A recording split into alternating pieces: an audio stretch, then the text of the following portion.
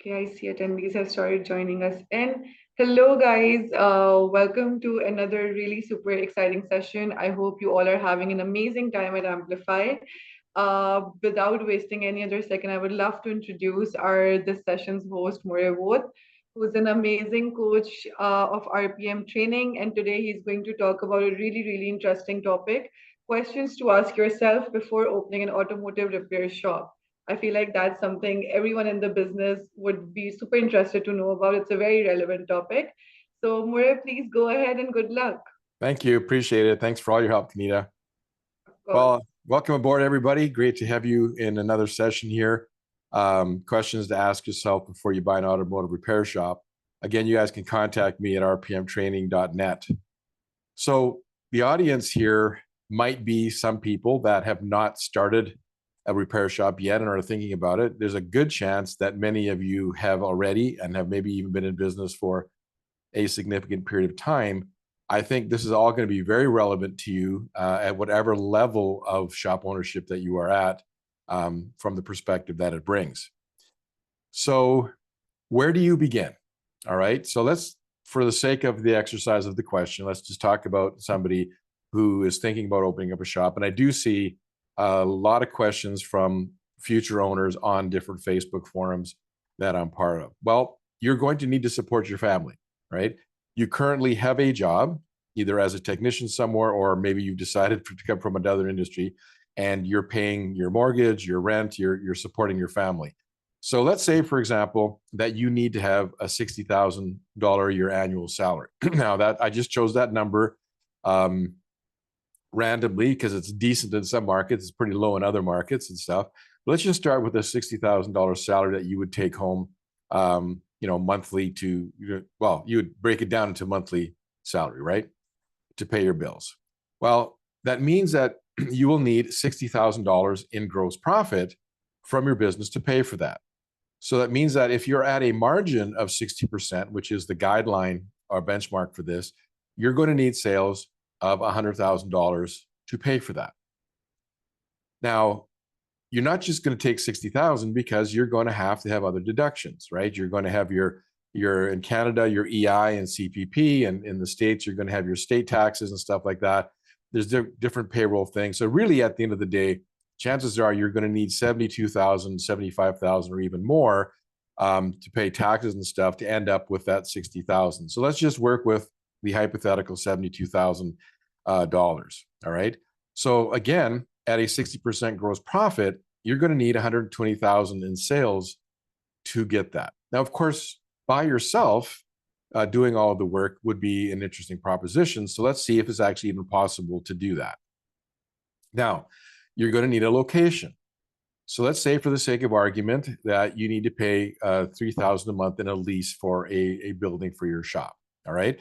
So now we're going to add $36,000 to that. So now we're adding 36 to the 72. We need 108,000. Following down here, I'm just going to grab my.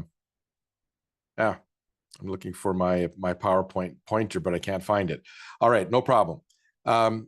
So 36,000 in annual rent at a 60% gross profit, you need 60,000 more revenue. So now you're at 180,000 in revenue that you need to pay for that. Well, let's take a look at operating software at $400 a month. So that's sales of 8,000 in a year. Utilities of 400 a month. That's another 8,000. Other subscriptions that you need is another 10,000. And then other expenses are going to be 14,000. So you're going to need revenue of 220,000 to actually pay those bills. All right.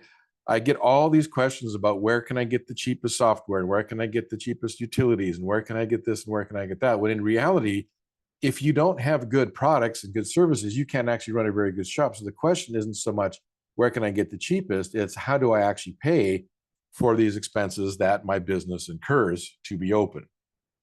So moving forward, let's take that revenue of 220, and I'm working with similar math here. Just give me a moment to move a toolbar, and I have now found what I wanted. All right. So total sales of 220, total expenses of 132. These are the same numbers that we were working with before. All right.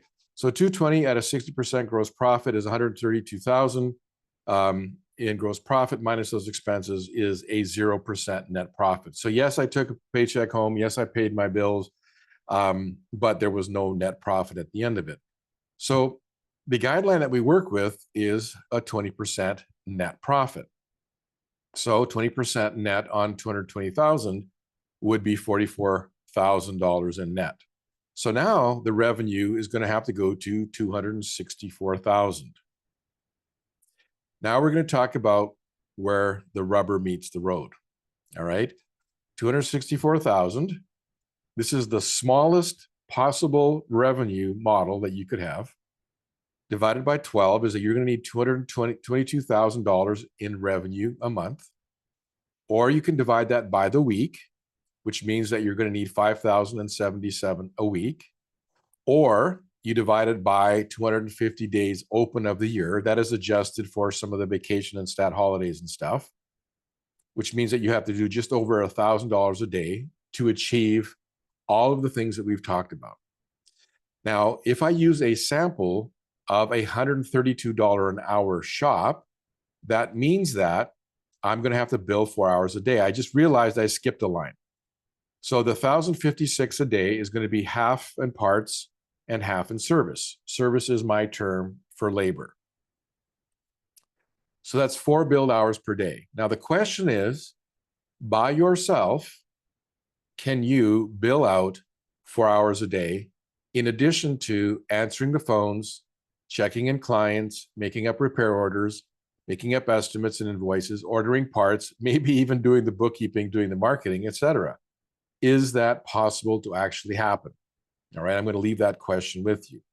Now, something that's not on the screen that I want you to also think about is you might do 10 oil changes in a day. You might be working on cars for 6-7 hours.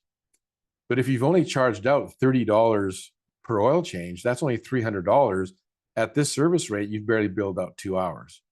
So we're going to talk about something called effective service rate at the end of this course to help you understand how important it is that you are actually doing the right mix of work to actually achieve this. Now, I did leave you with that question, can you actually do this? And I'm going to suggest I have worked with a small handful of single person operations that did this. The most they could bill out was about 5 hours a day. But what they did was they added a service advisor.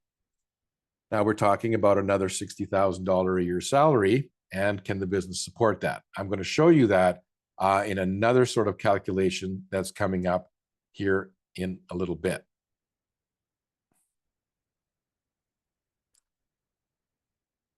Pardon me. All right, just moving my toolbar around. Bear with me, folks. So this is another way of looking at this. That same 264,000 times 60% gross profit is 158,400 in gross profit. So we've talked about the revenue that we need per day, but if we're not getting the right gross profit percentage, that means that we're not getting the right gross profit dollars. All right. So at the end of every day, you should be able to calculate quickly out of your software your gross profit dollars. So let's do the math on 158,400 divided by 12 months would be 13,200, or divided it by the 52 weeks would be 3,046, or dividing it by 250 days means that you need to have $633.60 a day in gross profit dollars. Now, at a service revenue of 528, gross profit of 70%, that would be 369.60. That's after paying yourself as a technician or paying another technician if you want to grow the business. Your parts revenue at a 50% gross profit is 264. So if you don't bill out the 132 an hour for 4 hours and you don't get 50% on your parts, you will not achieve that net profit, pay your expenses, and take home the paycheck that you need. So basically, folks, I don't care how small or how big your shop is that you're listening, here is a basic business plan. A super basic business plan that you can do on your phone calculator to figure out what do you need to do in a day, in gross profit, a week, and a month. What do you need to do in revenue in those, and how many hours do you have to build out to do that? Now, have you noticed that we haven't even talked about car count yet? All right, we're going to get to that here in just a little bit.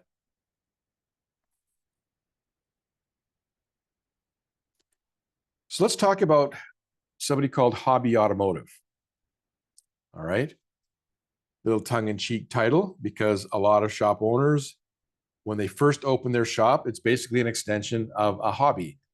They have been fixing their own car or cars. They have been fixing the cars for their friends and neighbors.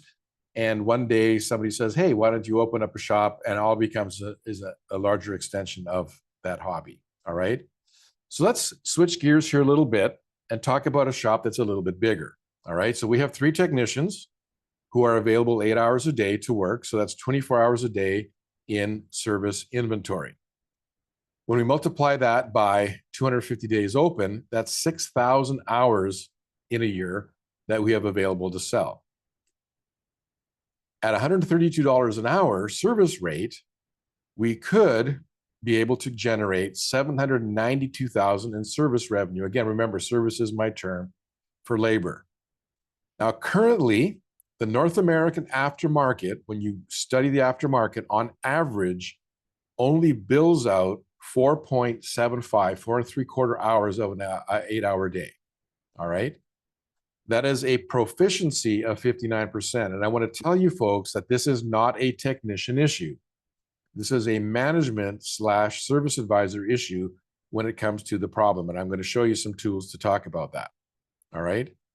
So really, in reality, a shop that is this size is only billing out $442,500, leaving $307,500 on the table. Now, when you divide all of these 6,000 hours into the 442,500 that they actually generated, they have effectively collected 73.75 an hour. So even though their rate in their software is 132 an hour, at the end of that year, they effectively only collected 73.75. That's an effective service rate that is much lower than that other rate. Now, if we use the guideline/benchmark for a net, pardon me, I see a typo in my slide here, a gross profit of 70%, please ignore that, change that to gross profit of 70% on service, we technically could only pay a technician $22.13. The low technician wages that are out there in our industry are caused by poor management, not by technician performance. And I am very strongly opinionated about that as I observe technicians in my whole career and currently, a lot of them, in fact, a high majority of them, 90%, are all about getting stuff done faster and better. Now, some of you might say, I've got a slow poke, or I've got this bad apple or whatever. Well, we've all had those, or maybe currently have one of those there. But a lot of technicians are really trying. The thing is that there's a lot of obstacles in their way to actually bill out the time.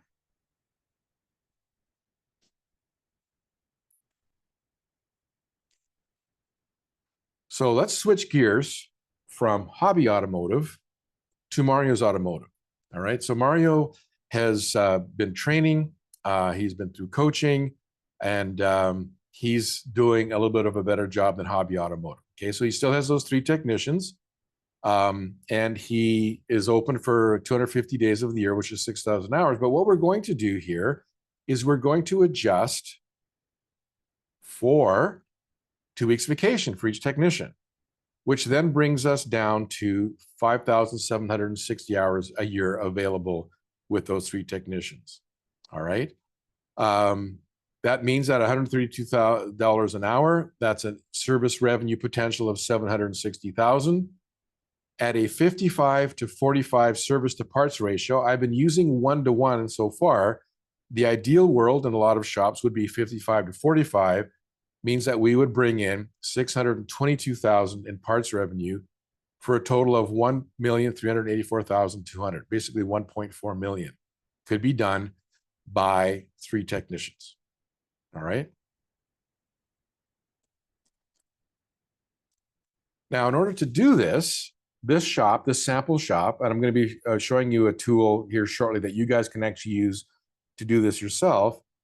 This shop did 1,920 repair orders in this year that we're talking about. So that is a car count of 160 a month. All right. So let's take that 1.4 million and divide it by 1,920 repair orders is an average repair order size of 720. All right. That is 396 in service or labor and 324 in parts. If we divide the 396 by the 132, we see that we're at 3 sold hours per repair order.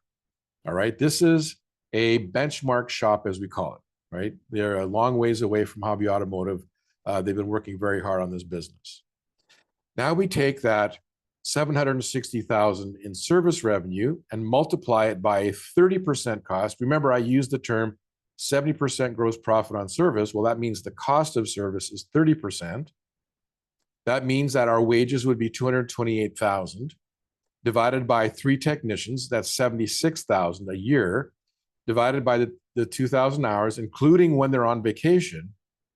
This shop is able to pay on average $38 an hour.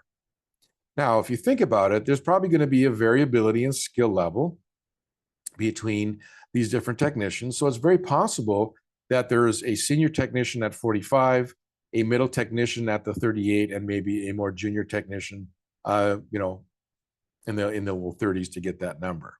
All right. So if we take a look at the 763.20 minus the cost of our technician wages, that is a 532,000 gross profit on service. And then we have a 622,000 revenue on parts minus our parts cost. We have a 311,000 gross profit on parts. So now we're going to go to a chart that adds the two together. All right. So the total gross profit from parts and labor, service and labor, and just going to be moving around some stuff here. There we go. Minus a salary of 100,000. We haven't even talked about that. We've talked about the 60,000 at the beginning of the class. Now let's talk about Mario's Automotive. Mario is taking out 100,000 a year. He's got 2 service advisors at 65,000 a year each. He's got his building rent at 120,000 for the year. He has all of his other operating expenses, his subscriptions, his utilities, and the rest of it are 203,000. When you subtract all of that from that gross profit, you have a net profit of 289,584. That is a 20.9% net profit. Now, while you guys let that sink in, let's talk about how we can give you some tools depending on your journey. Oh, I'm jumping ahead of myself. Those of you that know me are used to the old man brain here. So Mario's Automotive, there's one other piece to understand, all right? They did this one client at a time, one vehicle at a time, one step at a time, repeated the same way every time. The right people, the right leadership, the right approach. There's this tendency of shop owners to continually do things differently every time. There's lack of consistency, all right? Now, for those of you who are obsessed with car count and you always think you need more, take a look at how Mario's Automotive does this. 920 repair orders a year divided by 2 visits a year is 960 vehicles. 960 vehicles divided by 2 vehicles per household is 480 clients. $1.4 million with 480 well-managed experiences and relationships. Do you know these people's first names and their last names? Do you know their families? Do you know where they work? Do you know what they like to do when they're not working? Do they like to go camping? Do they like to go fishing? Do they like to travel? Do you know what their dreams and desires are? Are they talking about a new home? Are they talking about a promotion? We need to build relationships with our clients manage their experiences, and literally 480 clients can get you 1.4 million in sales. And these are not people that have shown up with coupons. These are not people that have shown up for discounts. These are people that have shown up because they are experiencing car repair, the transparency that they require, the professionalism that they require from a shop. Those of you that had a chance to watch my first presentation on booking the next appointment, I know that you'll be able to watch these recordings. I would highly recommend that you go take a look at that, because it gives you some idea of how to maintain this database of 480 clients. Okay, so now we're going to get into some really nitty-gritty tools for you guys to build your businesses. All right.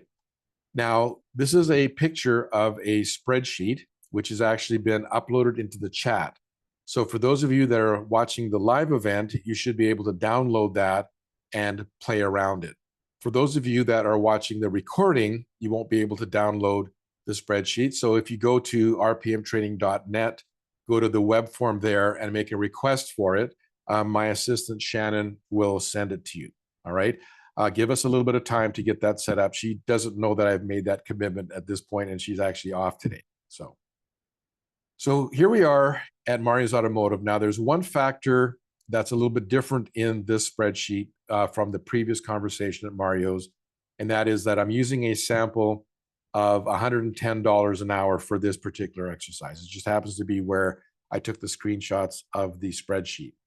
So here we have a shop that's doing $1 million in revenue here, 400,000 in service, 500,000 in parts, 95,000 in tire, 7,000 in sublet, and 24,500 in materials and consumables and hazardous waste. That's my term for shop supplies.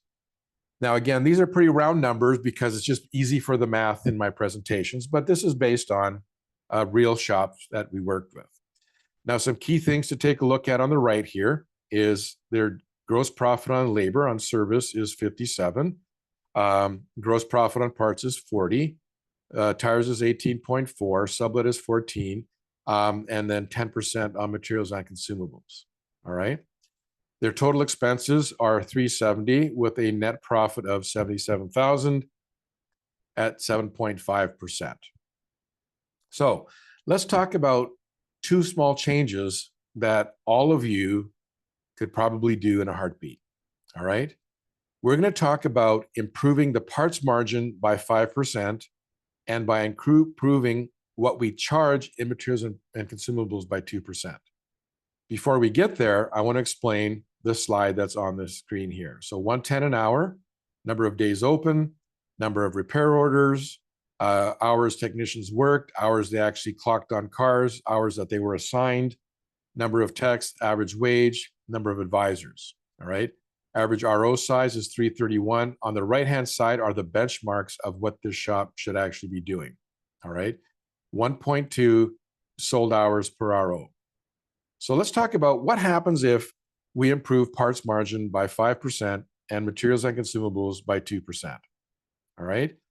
That means that our parts are going to go up to 545,000 in revenue, and our materials and consumables are going to go to 32,000.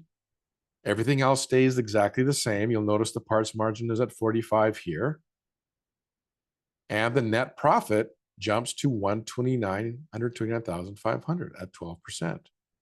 That is a net profit improvement of 52,500 for the year, or just shy of 4,400 a month, by doing those two small things.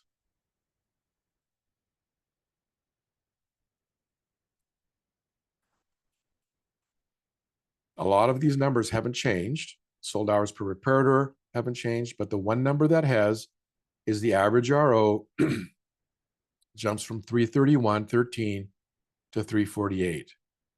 That's an extra $16.93 extra on average that these clients will experience. I know some people with an engine or a transmission will be higher. I get that when you average it out. How many people are going to go run away screaming from your shop for $17 on an invoice? All right. Especially if you start talking about the 2-year 40,000 kilometer warranty or a 3-year 60. And again, translating that into miles is a little bit hard on the brain right now while I'm talking, but I think we can do the math, right? Divide by 1.6. Those two small changes will put $52,000 net profit with a very small change in what the customers need to pay. A lot of you have heard about parts matrices. Here's a sample of a parts matrix that we recommend that would go into your software to achieve that 50% gross profit, right? We have the 75% or even 80% on the little stuff. And then the bigger it gets or the more costly it gets, the lower the GP percentage is. And at the end of the day, a good blend going into here will generate you that 50% gross profit that you're looking at. And as far as the shop supplies, depends on your state or your province. You would then charge those appropriately so that you don't break any laws, right? But bumping it up by a couple of percent or by creating more kits, shop supply kits or materials and consumables kits, gives you an opportunity to raise that revenue. So let's talk about some next steps in implementation, all right? The one number that changes here from the previous slide is we've now changed the, pardon me, I didn't mean to do that. We now have service revenue jumps up to 500,000, so that's additional 100,000 in revenue. Parts goes up by another 1,000 or so. Materials and consumables goes up by another little bit as well. But it's the service part, that extra 100,000 in service, that makes the big difference. Now, if you take a look at the bottom here, there's a little note that says we've added $60,000 salary for another advisor. So now the total fixed expenses are 430 and the net profit is now 177. So the percentage of the net profit went up by a couple of points, but the dollar value went up significantly. So let's break this down. How do we get an extra 100,000 in a year in revenue on service? All right. Well, let's take a look at the before and after conversation. All right. Service rate stays the same, even though service rate is important to raise it. That's not part of this course. We're going to leave it the same for comparison purposes. The days open is the same. The number of repair orders is the same. The number of hours that technicians worked is the same. But here's the big difference. The number of hours that they clocked goes from 3,500 to 1,000 to 4,500. So that's 1,000 more hours in a year that technicians have clocked on work. That's 83 more hours in a month. That's 4 more hours in a day divided by 3 technicians. That's 1.3 extra hours worked on cars per day. All right. Now, again, I said earlier, this is not a technician problem. This is a management and service advisor problem, because what's happening is technicians don't have enough work or the right work. They're running out of work, or the scheduling and the dispatching isn't working very well. So they're getting bogged down with problems that are getting in their way. So let's talk a little bit about some practical ways to get you this 1.3. Where do we find the lost 1.3 hours? Well, number one, waiting for the service advisor, waiting for authorization.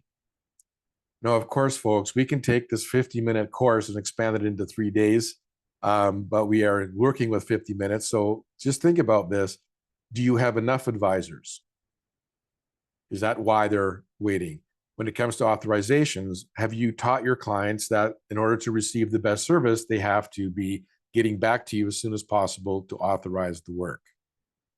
Waiting for the next job assignment, is that's what's bogging the shop down. Waiting for parts. Again, it's very easy to blame our suppliers for this, but in many cases, it's the service advisor who's actually forgotten to order the parts. A lot more shops are now creating the work orders the day before. They're getting confirmation from their client prior to the day of them showing up. They're getting approval for the work digitally, and they're ordering parts the day before for the day coming up, which means that the authorization has been given, the parts are there, and the technician can just jump on that job and get it done. Clients who are late. Do we have good systems on follow-up with them? Clients who don't show up, are our scheduling processes not working? I got to tell you, folks, having digital scheduling, having the ability to make an appointment request online is definitely a way to firm up the no-shows with your business. Not adjusting for the age of the vehicle. The older a vehicle gets, the more dirt, the more rust, the more wear, the more tear, the harder it is to work on. So we should be adding time to our labor guides. In fact, our labor guides have been depreciated by close to 35% since 2013. And so what we need to do is bump these guides up for age of the vehicle, all right? And I'm going to show you how to do that here momentarily. Another thing is not using shop management software to its full potential. People are always asking me, what brand of SMS should I buy? And I'm like, well, what do you have? And are you using it to its full potential, right? Amplify being hosted by AutoLeap, it's an important conversation that you learn all the benefits and the tools of this software that has sponsored this courses for you. So here is a matrix, a service time matrix. You would put in your service factor. The picture shows a shop at 95 an hour. You then put in the labor rate time from the book here, and then it calculates based on the age of the vehicle. So something that is less than 60,000 kilometers, younger than 2 years old, basically it's going to be book time. If it's greater than 60,000 and it's in the 3 to 5 year old range, we're going to add 0.1 per hour. As we get older, we add 0.2 per hour. And as we get older, we add 0.3 per hour, right? And that is to take into account the fact that labor guides are wrong and the fact that things are harder to work on the older they get. In addition to that, if it is extra muddy or rusty or seized, technicians and advisors should be collaborating together to quote that job out before they have to make a second phone call, right? Technician says, these calipers are really seized up. Please add a half an hour for this brake job before we even start it, right? There's some example like that. All right, so here's the before and the after, all right? 331 is the average RO size. Average hours billed was total hours billed was 3,636. Sold hours per RO was 1.2. This is the same shop where we added 100,000 in revenue, all right? Now the average RO has jumped to 382. We've actually billed out 4,545. Oh, and look, we didn't hit the benchmark of 3, but we went from 1.2 to 1.5. Folks, 0.3 billed hours per repair order with this mix of shop was 100,000 revenue, which basically all went to the net profit to the bottom line. All right. You'll notice that billed hours per technician per day went from 4.8 to 6.1. Right away it happens. So let me give you some tools to think about where do we get some of that 0.3. Number one, inspections. And of course, digital inspections done really, really well improve that. All right. Now, this shop is averaging 250 work orders in a month. That is really busy. That is a lot of cars in and out the door. All right. And if it's not staffed very well on the front counter, this is going to definitely be challenging. So having enough advisors to do this work is really important. But I have a group of clients who are in the high repair order count every month, and they sometimes are challenged with, getting more per car and doing the inspections properly. And one of the things that I have pointed out to them is that statistically, every single car coming in needs something. Now, the statistics that are on the screen are based on my experience and my gut. They're not based on a study done by anybody particular. So if you want to challenge it, I'm opening to discussion and learning more about this. But I'm going to suggest that out of 250 vehicles in that month, 25 needed a battery. Now, are we waiting for the customer to come in on the tow truck because their battery died? or are we replacing the battery proactively after it is whatever number of years old that you feel is an appropriate age, right? Right? Oh, it'll last another month. Well, let's not wait for another month. Let's change it now. How many people need an engine air filter? How many need wiper blades? How many need a brake service? 25 of them.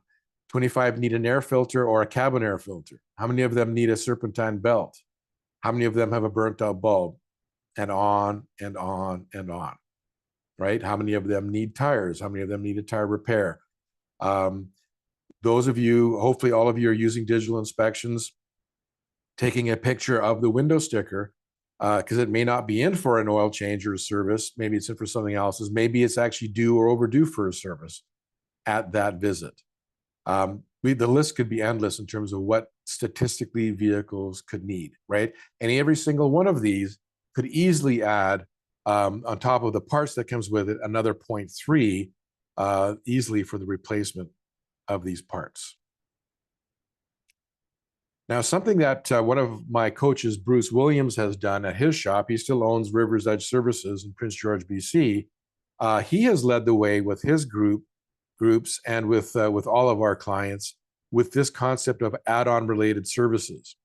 So they've actually created a chart as a team, and then they've gone into their software program and they've had it tagged or linked so that if they do the one on the left, it automatically brings up the one on the right as a suggestion for the advisors so that they don't forget.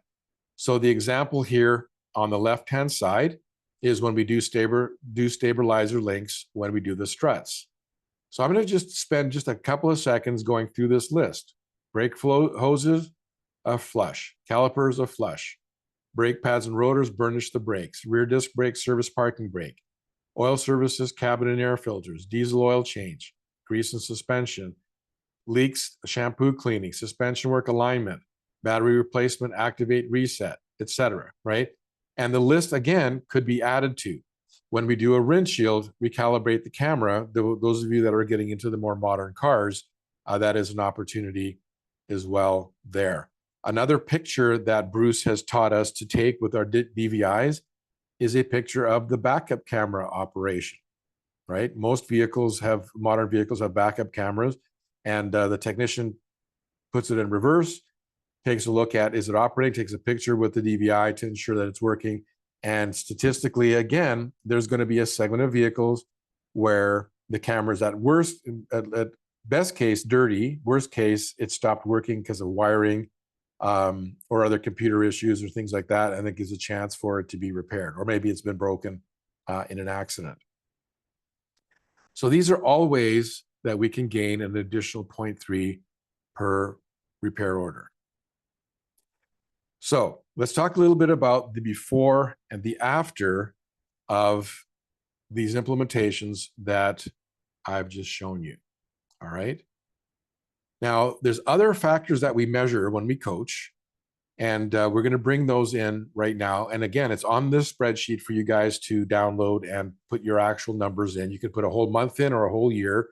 I like doing a year because it sort of takes out some of the peaks and valleys of the year. All right.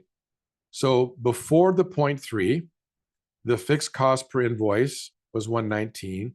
After, well, we added another service advisor. If you recall, we added a $60,000 salary. The fixed cost per invoice is 138.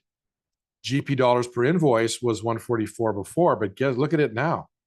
GP dollars per invoice is 195. Fixed cost per sold hour is 105. Fixed cost per sold hour actually goes down, not because our fixed costs were less, it's because we had more sold hours. All right. So those are key numbers that have changed.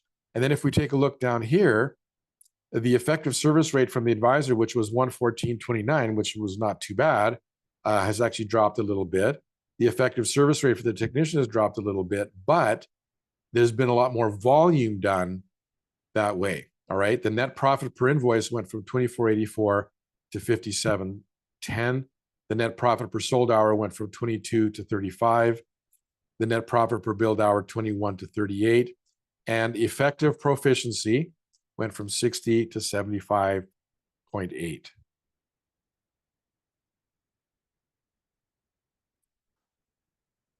So let's talk a little bit about this effective service rate conversation. All right. So Marni's Automotive, for the sake of this spreadsheet on this exercise, was at 110. I'm actually changing this slide to 100. Part of the reason I do that is not to create confusion, but to show you that these principles work regardless of what your rate is. I mean, obviously, if your rate is too low, it's too low. But in some marketplaces, 100 is good. In some marketplaces, 135 is good. In some marketplaces, you can go to 200, right? So using 100, which is very easy for math, I'm going to show you the benefits of the understanding effective service rate. All right. So a lot of us will do an oil change and we'll charge $20 for the labor component, service side, plus the oil and the filter. We then generally give a technician 0.5 of an hour to perform that. And generally it takes all of 0.5, if not a little bit longer, which shows you that that is an effective service rate of $40 an hour, right? If we did 2 of these in 1 hour, we would effectively have collected $40 an hour. This refers back to what I said when I talked about you working on by yourself as a shop when you first open up. Can you effectively collect the labor that you need to? Now, we're going to look up 4 ball joints in the labor guide. Book time is going to be 4 hours times $100 an hour is 400. If the technician does it in 4 hours, that's an effective service rate of 100. But lots of shops have a great undercar or front end suspension technician who can do the $400 in 2.5, and that makes it an effective service rate of 160. If we actually add the oil change and the ball joints together for a total of 420 done in 3 hours, that's an effective service rate of $140 an hour. So here's my concluding suggestion before we go into any Q&A. Anytime a vehicle comes in for anything besides an oil change, so they've come in because of a warning light, a dash light, they've come in because of a noise, a leak, air conditioning issue, a heating issue, they've come in for tire work, tire repair, whatever. One of the first pictures that your technicians take in the DVI is of the window sticker. All right. And that should be sent up to the service advisor as soon as possible so that the advisor can have a look and see, is that due for service? Is it overdue for service? All right. At that point, advisor calls the client up and says, hey, we've got you booked in for those ball joints today. We've noticed that you are 100 miles past due on your maintenance service. Could we do that for you today while we do the ball joints? Guaranteed that a lot of your clients would be like, sweet, I don't have to come back again, right? Now, what happens if they're not quite there? Maybe they're shy by 300 or 400 miles from that oil change. Again, I bet you 3/4 of your clients are going to be like, you know what, let's get it done now so I don't have to come back. Well, what happens if they're 800 miles or 1,000 miles away? At that point, maybe they want to wait till they come in for it. Or if we do a strategic discount, we have to be very careful with discounts because generally discounts come right off the bottom line and they affect your net profit. But if you can improve the effective service rate of that oil change in the future by adding it to the ball joints today, maybe what you can do is give them $20 off the ball joints to get that maintenance service done today. All right. So what we want to do is stop using oil changes as the hook to get people in the door to inspect and then repair. Let's use it as an add-on to all the existing work that's coming in and see how many we can do that way. Because think about it this way. For every single one I add to work today, that opens up a spot in the future for other work or for a new client, right? We have to think like dentists do when they use their software for scheduling. They're always looking at filling every single slot strategically to be the most profitable for that amount of time, right? So we can be strategically look ahead to do that. Another reason for taking pictures of the window sticker or the lack thereof is to see if it's a competitor sticker. Obviously, if they're due or overdue, we can have the same conversation that we just had. But in addition to that, if it's a competitor sticker, we can ask the client, even if they're not due, is there any reason why we couldn't do your services in the future? Actually have the nerve to ask them why we couldn't do that service. And you will be surprised at the responses. They may have been bringing their vehicles to you for air conditioning and brakes and suspension for 5 years, and they will look at you and say, oh, I didn't know you do oil changes here. Oh, that's an easy solution. Maybe they think that it's not convenient, that they can't get through. Well, you can explain to them about how you have online scheduling. Or maybe you can explain to them how if they add it to other work, they can actually get a courtesy car for the day. Having those conversations is a way to get that client to bring everything for their car to you. Yes, an oil change has a low effective service rate. Yes, an oil change is not super profitable on its own, but we do want to keep all of those clients in-house and have all of those touch points with them. All right, on that note, we do have a fair bit of time for Q&A. Kanita, hopefully you're available. This is a very technical course with lots of numbers and lots of calculations. So I'd be very happy to be able to answer some Q&A here if there is any. So I don't know if anything showed up. Hi, Murray. Thank you so much for once again, giving such an amazing session. I think this is such a relevant topic, considering, for everyone who's coming into the business. These were some very, very helpful tips and advices. So huge shout out to you over there. We currently don't have any questions, but we do have 4 minutes before the session time ends. So I'll let the audience put in questions if they want to ask anything. Okay. You can hang out for here for a little bit. Yeah, for sure.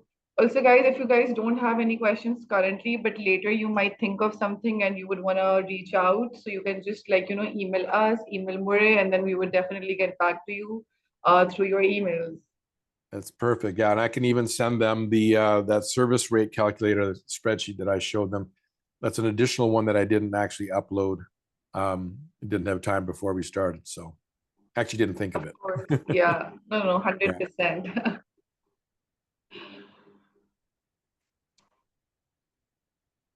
Okay, I don't see any questions in our Okay. Q&A All right. box. Okay. Well, I think, but I'm pretty sure they might reach out to us later on. Right now, sure. there's also other sessions going on, and there's multiple activities going on. Yes. So definitely, if I see any queries in our general chat or if I receive any emails, Murray, I'll forward those to you. Perfect. Sounds good. All right. Thanks very much. And I'm going to join one of the sessions myself here momentarily. Oh, that's amazing. Have fun, Murray. Okay. Once again, Take thank care. you so much. My pleasure. Take care. Bye-bye.